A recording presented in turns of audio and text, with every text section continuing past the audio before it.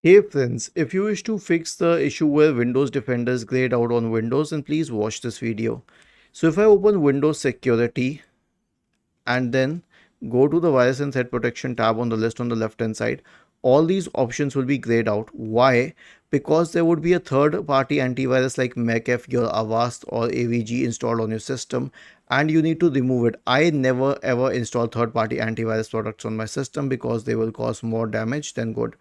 So right click on the start button, select settings from the menu, go to the apps tab, select installed apps, and then find the antivirus app in the question here.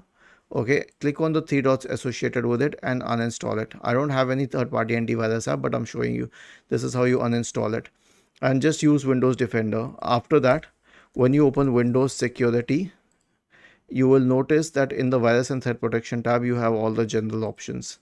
Was this helpful? If yes, then please subscribe to the channel, and if not, then let us know in the comment section of the video on how we could help you further. Thank you for watching this video and have a nice day.